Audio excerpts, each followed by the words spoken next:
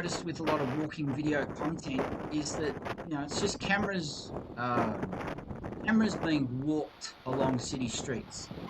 Now, I could do that as well, but I want to do it with a specific reason in mind. So that's where I've come up with this strategy of, filming around the Australian Open, filming around Melbourne's laneways, filming around Melbourne's street art, filming around Melbourne's international education sector and the universities and the residences.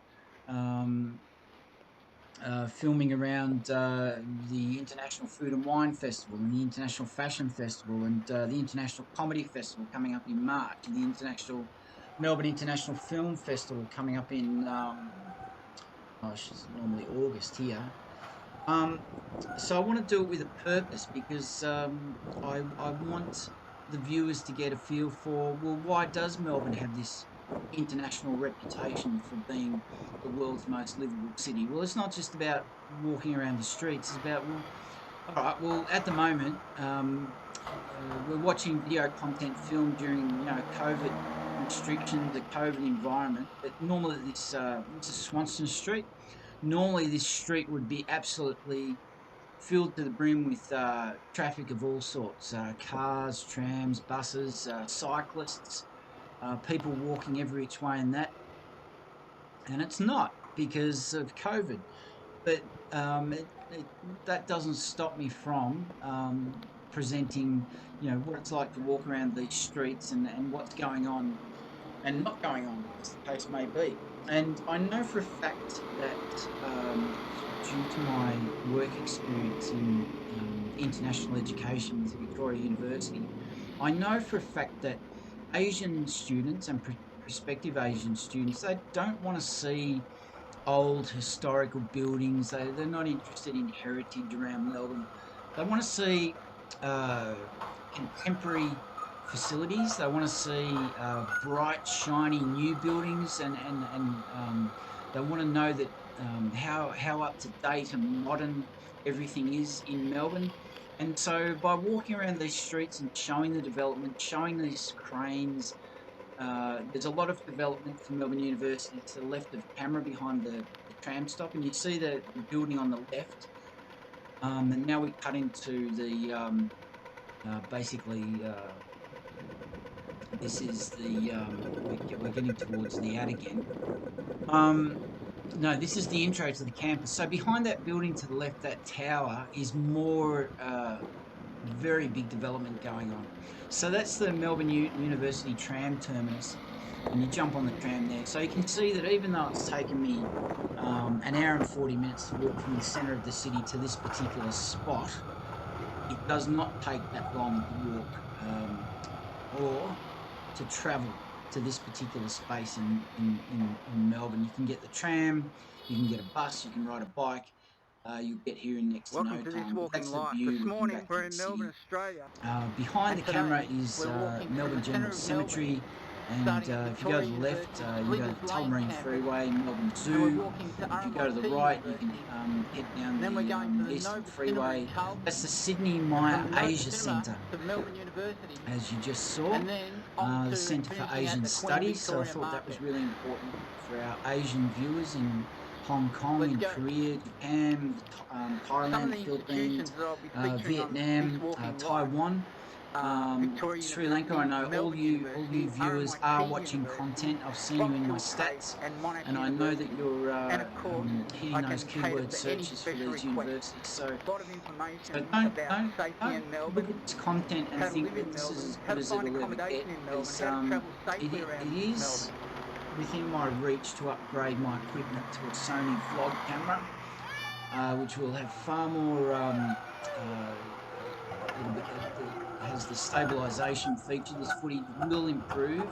It'll go up to 60 FPS. The pixels quality will go up, and the stabilization will be elite. Um, so stick with the channel. If you're just seeing this channel for the first time here, I should have edited that out. Come on, bloke who walks.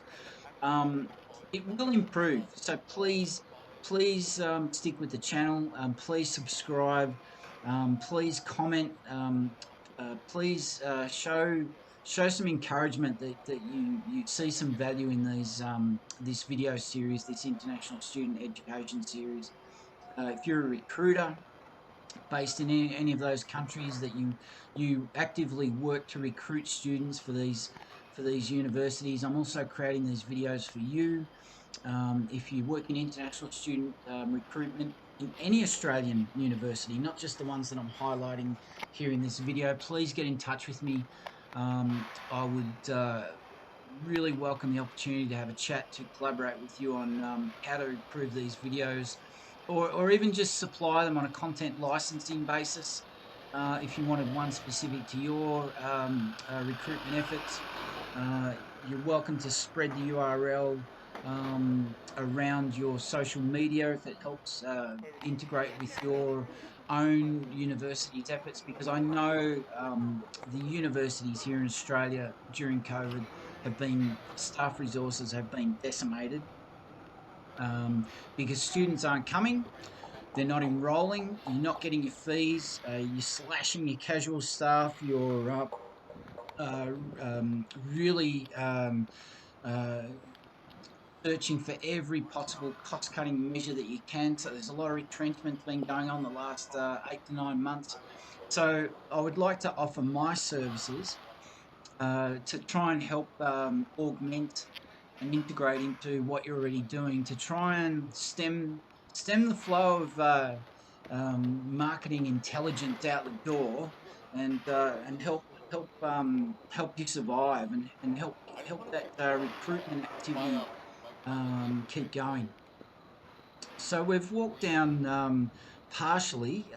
It wasn't my intention to just walk down all the way. I wanted to cut through all the different buildings and pathways, and again, just give a sense of how this campus is laid out, how nice it is to walk around these grounds.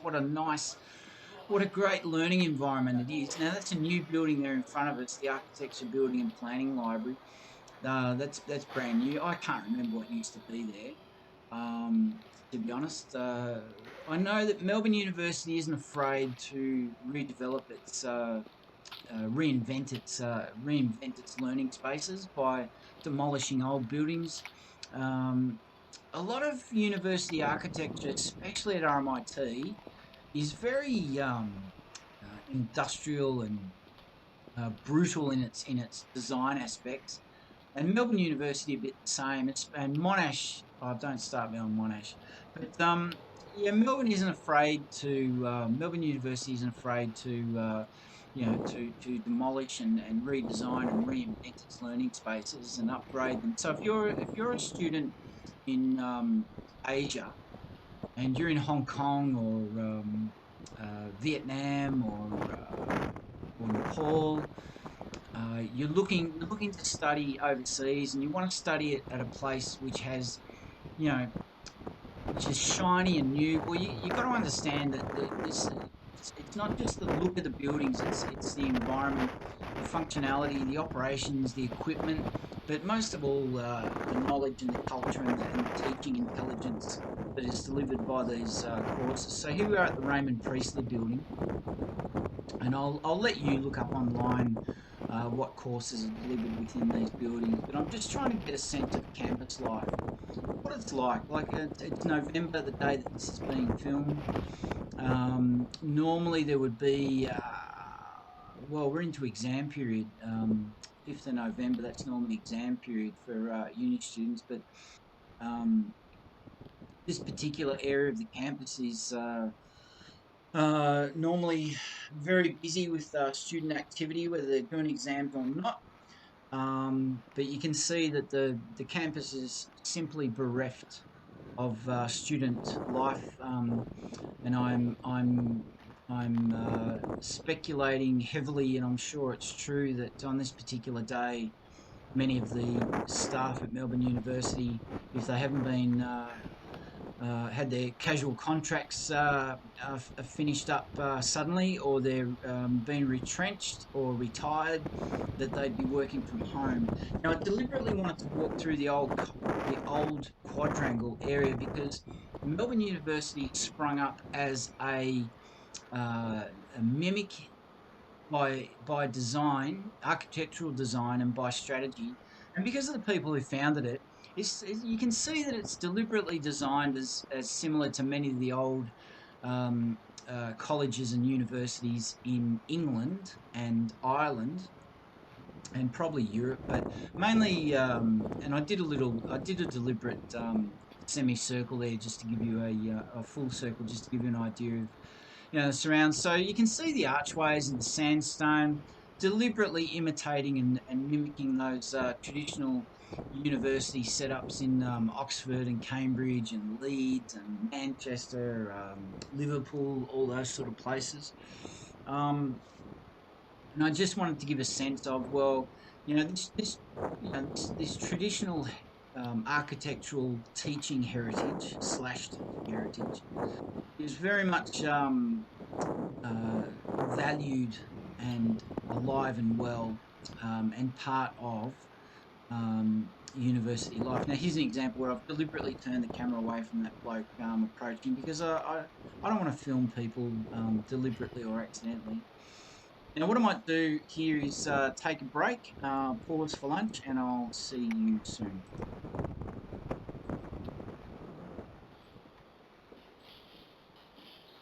Okay, so we're back, fed and watered. Whoops, hang on a second. Okay, we're just waiting for the video to catch up to where I left off. So we've got about I've got a good hour, maybe a bit more than a good hour to go. So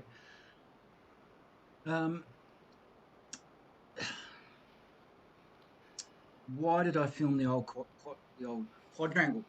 Well, I wanted to give a sense of the Melbourne University campus in Parkville is incredibly diverse in the way it presents itself.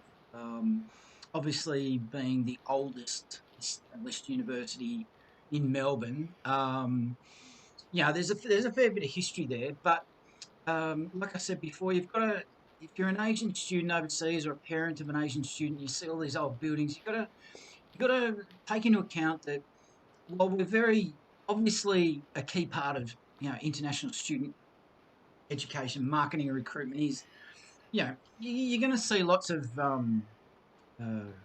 marketing material with photos, videos of this campus infrastructure. But you've got to look past that, and the key is obviously, how is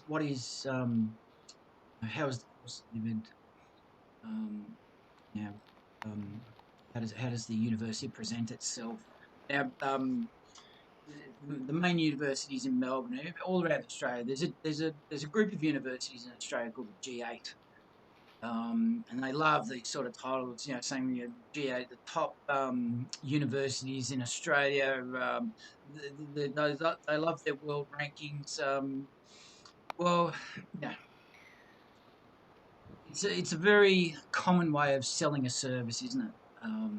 These sort of things. So you got to look beyond that, and don't be put off by how these buildings look, how old they look, or it's a mistake that Victoria University was making for a while, and every university, when they're talking about study abroad, they do tend to, the Melbourne-based ones, we do tend to bang on about Flinders Street Station and the 12 Apostles and the Brighton bathing boxes and Puffing Billy. But what I'm trying to show in this video in particular, that there's a lifestyle. There's a lifestyle that you're buying into, and actually, just coming to mind is this aspect. So, this Australia has a very underrated, some would say underwhelming, soccer slash football competition called the A League, and it's nowhere nowhere near, the likes of the Premier League in England. It doesn't attract attention from Asia, even though it's so close. The Socceroos, the Australian national football team, doesn't really have the greatest reputation for the best display of soccer in the world. But um, so, and the A League has historically, for the 10 years of this particular iteration, it's really struggled to attract um, uh, really top shelf um, players from overseas, from England and from Europe, Germany, uh, and but during COVID, the A League has tapped into a vein of thinking, selling the last couple of years the lifestyle, but especially during COVID, selling the fact that players from Europe and South America can actually play here, that our leagues aren't shut down, and in fact, there's fans going to the league. So they sold the recruitment aspect of their playing for the football club in Melbourne or Sydney or Brisbane, saying to these guys, well, yes, you do have to travel a long way. Yes, you have to bring your family. Yes, it's a foreign language if you don't speak English. Yes, yes, yes, all these different things. Yes, oh, okay, our football league isn't the greatest in terms of skill or execution, but you know what? Um, uh, Around about July, August, September last year, A-League clubs, of which there's 10 and should be going up to 12 in the next couple of years, they've been bombarded with inquiries from agents representing these overseas players uh, because of that very fact, the lifestyle. Our COVID situation has been handled well enough that we've yet to reach 1,000 people passing away from this horrible pandemic. And we've had last year was very frenetic and very intense, with Melbourne and Sydney and Brisbane experiencing lockdowns, and Western Australia operating like a separate country for most of 2020. But we've got through it, and professional sport was still played last year in a vastly different form than it ever has. We managed to have our international cricket during the summer, and we managed to have the Australian Open, if you follow international sport. The Australian Formula One Grand Prix has been delayed, not cancelled, like it was last year. So, although you can't really equate international student education with international elite sport, um, and I'm just thinking of the Olympics as I say that, but in the respect that you can send your kid to a place uh, once our borders open up, you can send your kid to a place where the lifestyle and the health system, the political system, where the pandemic has helped Australia really show the world just what a high functioning, uh, highly professional response. And our political system has functioned unbelievably well for the most part at a national and state level. The cooperation between all the different parties and leaders. Um, I would have hated to have been a politician or a state leader or a premier God help me, the Prime Minister of Australia. But Australia has done a remarkable job, and the only country that I think has beaten us and done a better job has been New Zealand, of course, by virtue of the fact that they're smaller in certain terms of size and population, and far more secluded in terms of geography. So, if you can take that example of overseas soccer players in the twilight years of their careers trying to flock and flood towards the A League so that they can play in a Western, first world, civilized country that has a stable political system, an incredibly well functioning health system, and a common sense approach to uh, um, dealing with COVID, vaccine generation, I will pause here to say the way that our vaccine rollout is being handled is a complete mystery to me. I really don't know what's going on with it. Our media is doing a shocking job of covering the news about that. So I can't really speak about that with any great certainty because our media isn't talking about it to the standard that they should be, and the government isn't being accountable for when it's all coming out. And it just seems to be flying under the radar at the moment. So, but you can bet that the way that the vaccines are rolled out in Melbourne will hopefully will be up to the same standard as what the English have done with their vaccine rollout, which has just been absolutely mind blowing how they've pulled themselves back from the brink of disaster with what they were dealing with. It's been an incredible turnaround. But all that aside, here we are at the south side of Melbourne University campus, and uh, I wasn't planning on capturing this sign because I actually didn't know it was there. But that was good enough for me to give that sense of, well, now Woman Jacka, I'm pretty sure that's the local indigenous language. I don't think it's not German. I know that for sure. Now you can see to the north, right in front of us is those skyscrapers. That's the city CBD. Again, this gives you a good sense, I hope, I'm pretty sure, of how close this campus is to the centre of Melbourne. Normally, where those boardings are is iron gates. Now, the reason all those works are there is it's not the university. Um, uh, we can see to the top left of screen, it'll come around again when the camera turns around to the left, and they'll be in the full view, is the Doherty Institute is that building behind those signposts. The Doherty Institute being a philanthropic research organisation, but you'll see these structures here, these white structures, steel structures, is actually the government is building a brand new underground station here, a train station, as part of 5 new underground stations for the Melbourne Metro Tunnel, which is going from north to south through the city and designed to break down the congestion that's occurring on Melbourne's train infrastructure. It's been a long time coming. It was delayed, debated. Nobody really had the political will to do it until 4 years ago. The current government came to power and just basically said, no, we're doing it. And they've got on with the job. And I'm a big fan of public transport. I don't have a car.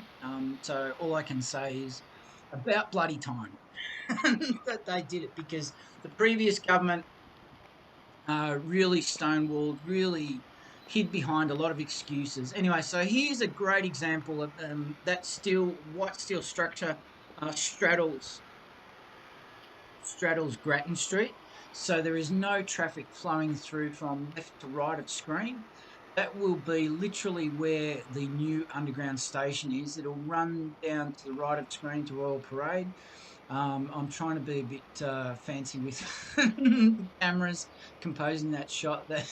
That little bit of gardening.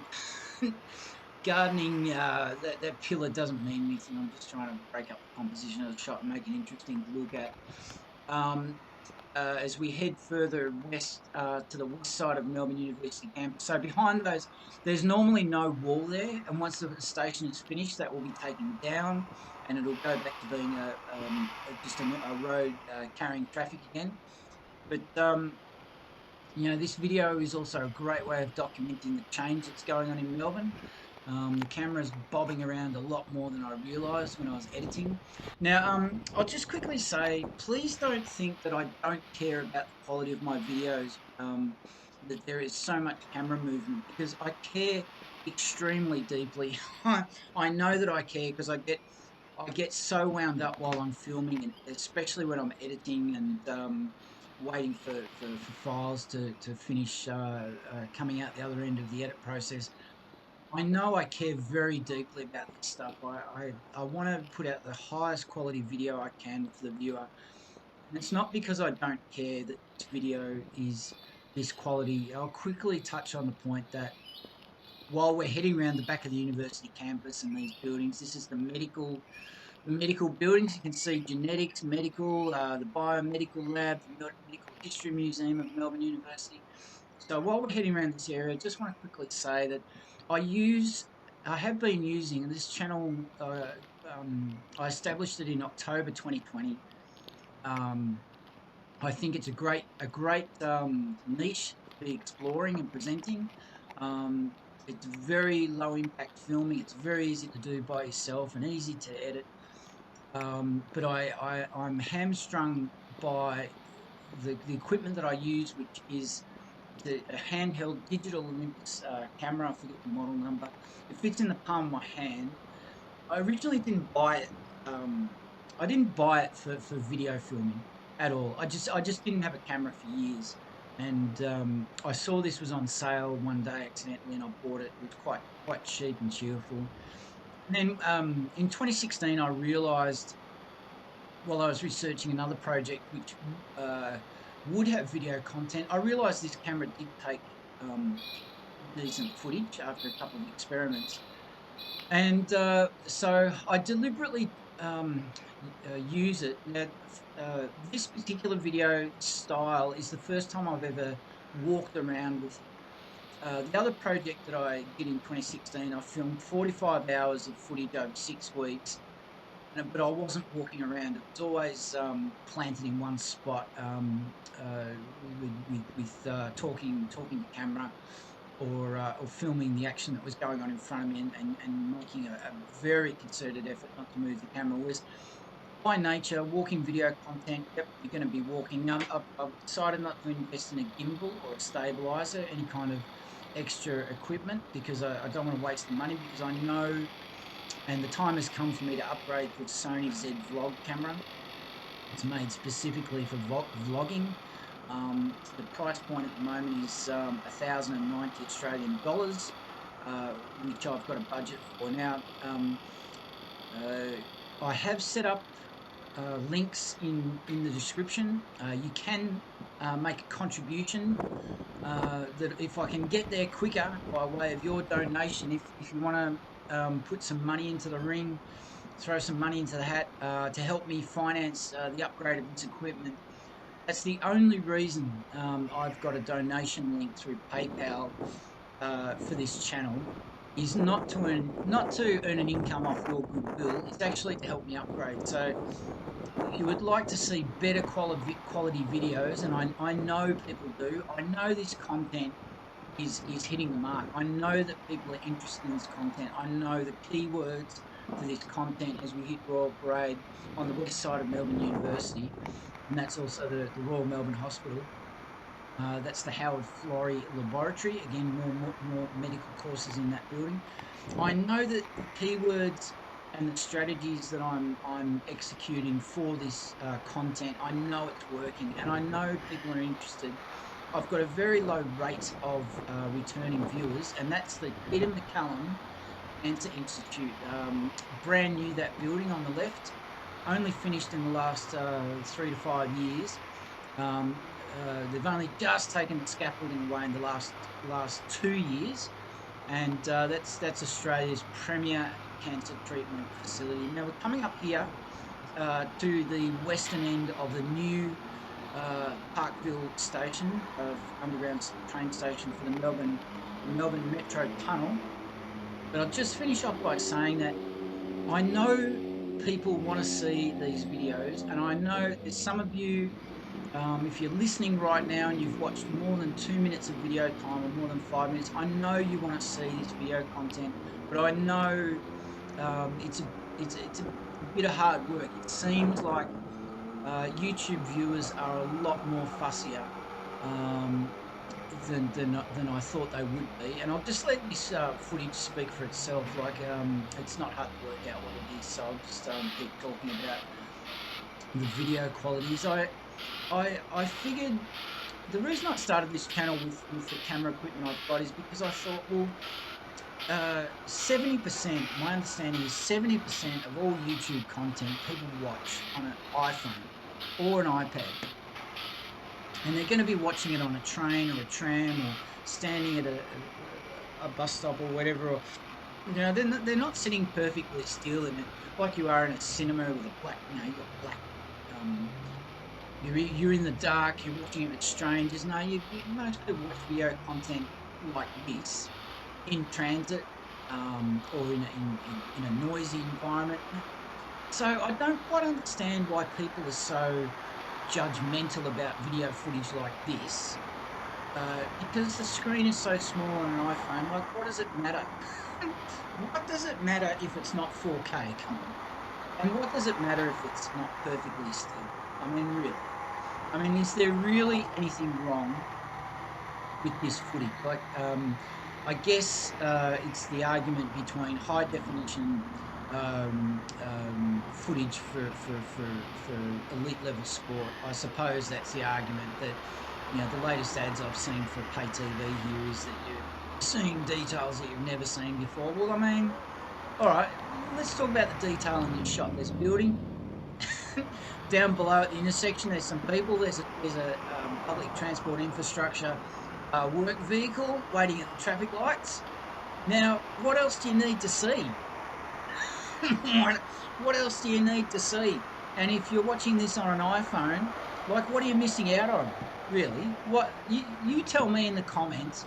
What is it that you're missing out on? Because I'm using a 30 FPS digital camera as opposed to a 4K Sony vlog camera. I mean, what are you not seeing? There's a truck crossing the road. I mean, come on. All right, so we're this is Grattan Street. Oh dear. This is Grattan Street. You can see normally this is a thoroughfare. Now, what I didn't mention was that due to these works, these train works, and it's caused a bit of angst amongst the locals. The camera will briefly look through that fence in a second. This street, they had to cut down a lot of old established trees. Unfortunately, a lot of arborists got out their chainsaws one day and said, "We've been sent here by the government." And all those trees have been cut down. Same thing has happened in St Kilda Road on the southern side of Melbourne CBD. A lot of trees went down screaming. Anyway, so that's the western view. Oh, here we go into an ad. Now, I might have put this ad in too early because this is only halfway through the Melbourne University campus experience because as with RMIT University earlier in this particular video, the Melbourne University campus does stretch across a lot of acres, a lot of hectares. It's a broad, sprawling campus, which in the edit I decided to put another repeat of the same video footage and message here because I thought, well, maybe people might not watch through all the way. They might not care less that there's more Melbourne Uni campuses. Now, this I filmed on a different, I think I filmed this in the morning of the day that I recorded all this footage. And it was like, I don't use a script. I want everything to be organic and feel natural. I don't want to try and memorize stuff too much. That's in Box Hill, but I thought to put a title in.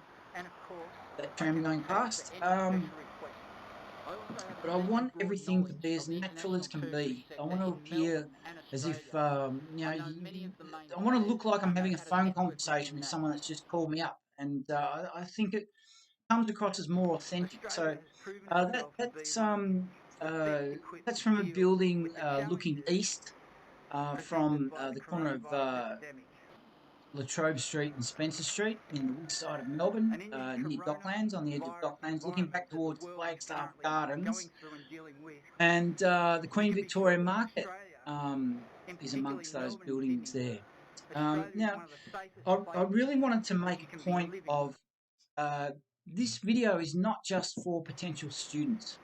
It's also for the parents of those potential students. And the video is also for recruiters working for Australian universities as partners in recruitment for international students to come to Melbourne.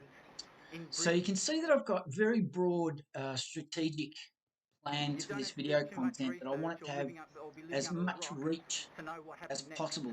I want it to be as broad as possible, but also targeted. So while I want this video to speak about services and education on offer here in Australia and the lifestyle that you can enjoy while you're in Melbourne or studying in Melbourne. Like, so then there's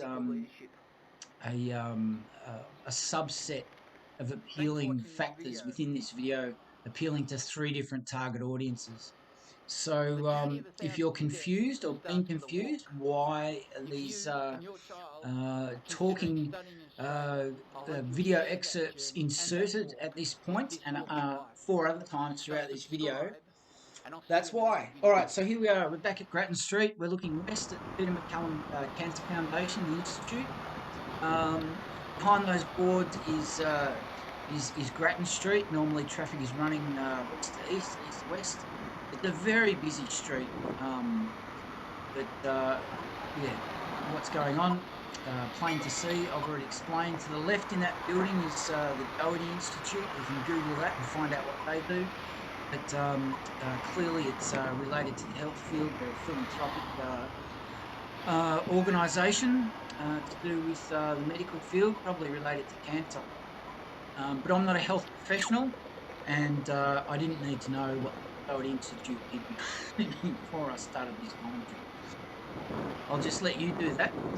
Normally, obviously, this road is full of cars coming off the roundabout here. But again, the reason I'm making the effort to walk such a huge distance is I'm just trying to tell a story visually of how you get around Melbourne, how everything is interconnected. If you're an international student, you got so many options for accommodation, study. If you don't choose Melbourne or RMIT or Vic Uni International, you can study at Swinburne, which is about a 15-minute train ride east of the centre of Melbourne, and and all the same options there, the same lifestyle options, the same transport options, the same lifestyle options.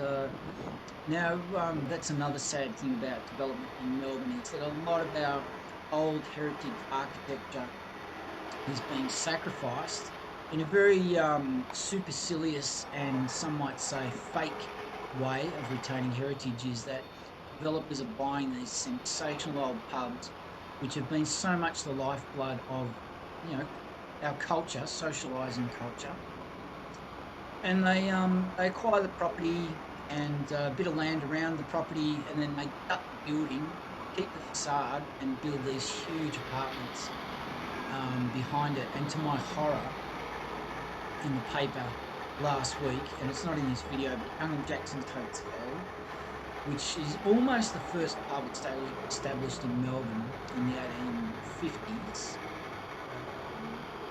that it is also possibly going to be gutted, where they'll keep the facade and they'll just build this huge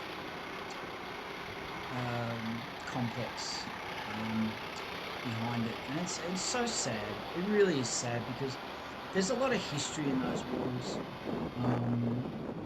and it's really only now that personally I'm coming to terms with the fact that change is just so rapid.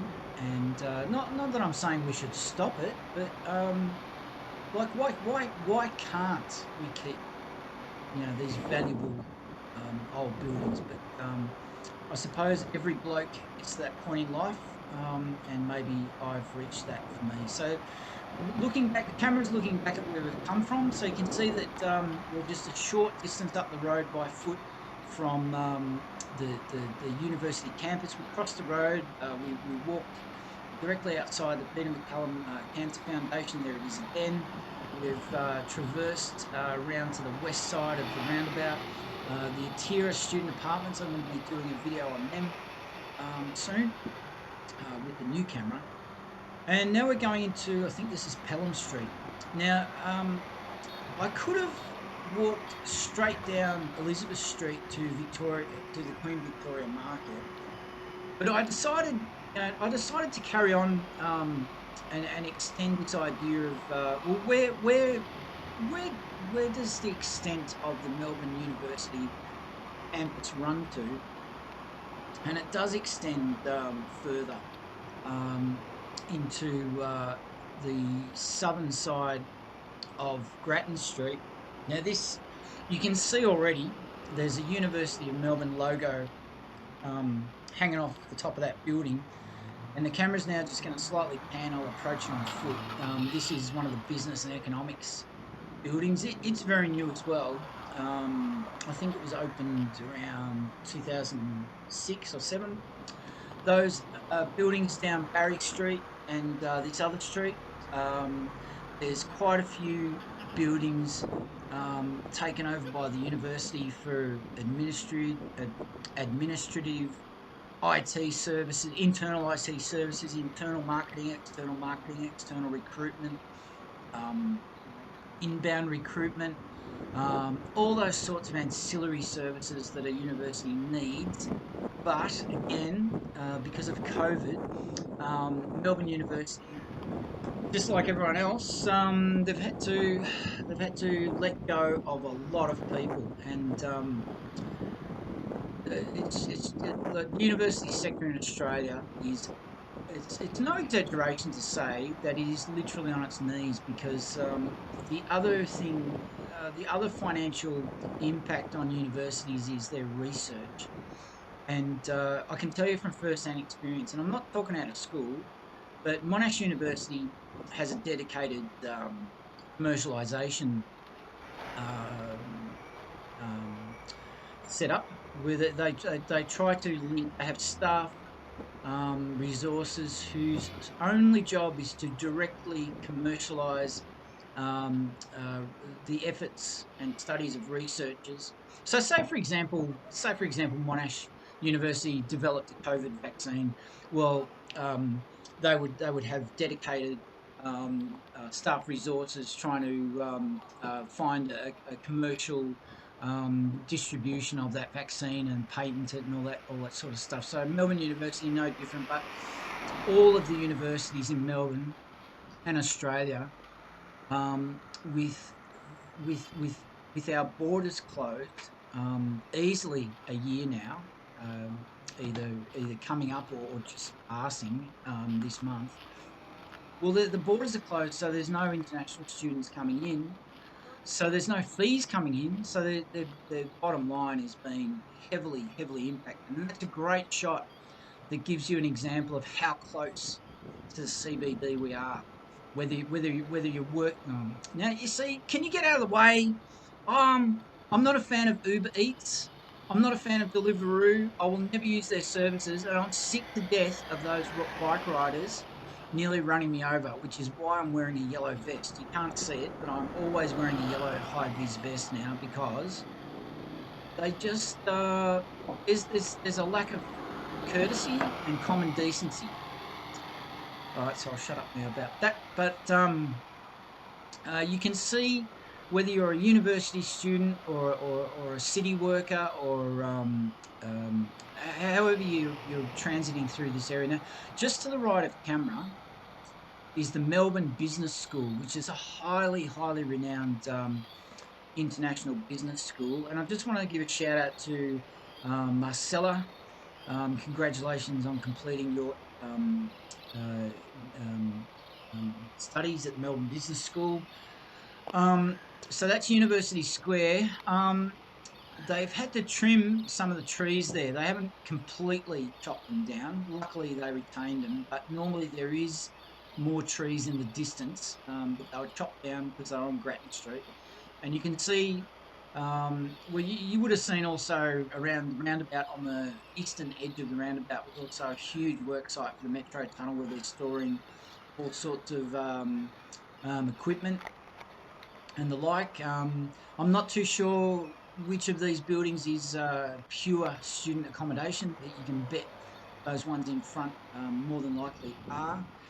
And then from here, I decided to start heading south back towards the CBD because our next stop from here, that's the Melbourne Business School in those buildings. Those three oddly shaped roofs are the Melbourne Business School.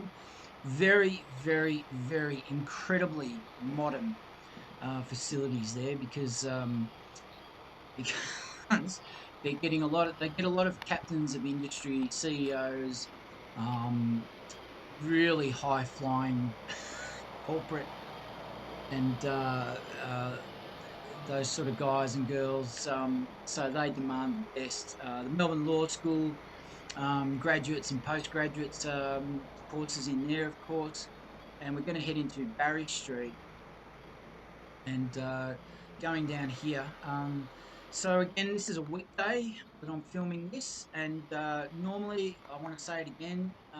We're in the first week out of COVID lockdown, 100+ days of lockdown in Melbourne, and you can see that people are hardly flocking back.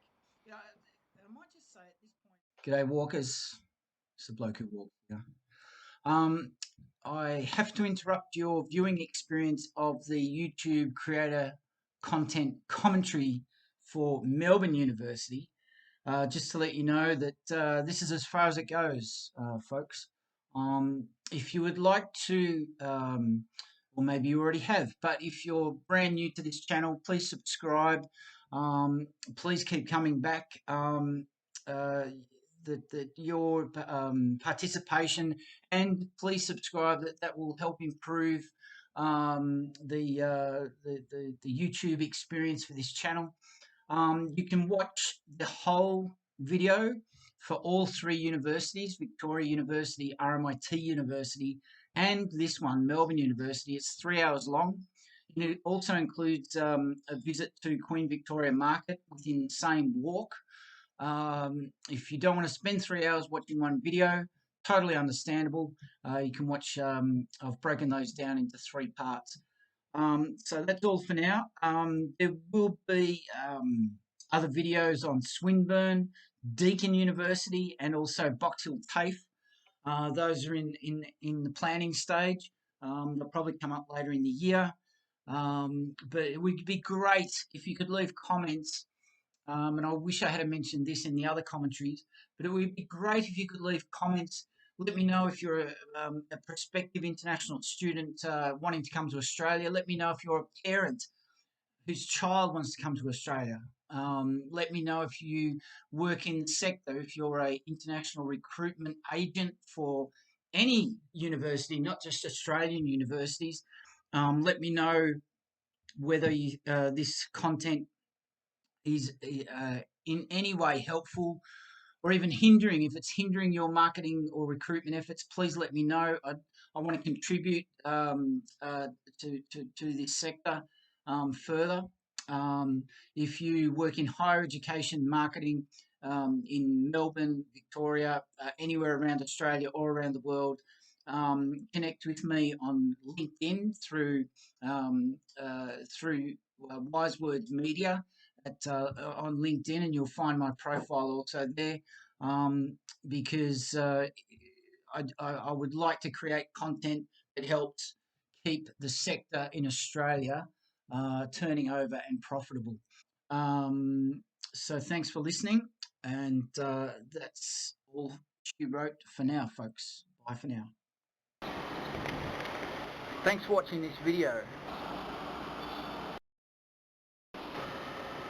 The journey of 1,000 steps starts with a walk. If you and your child are considering studying in Australia, I hope you'll share that journey and that walk with This Walking Life. So subscribe, and I'll see you in the next video.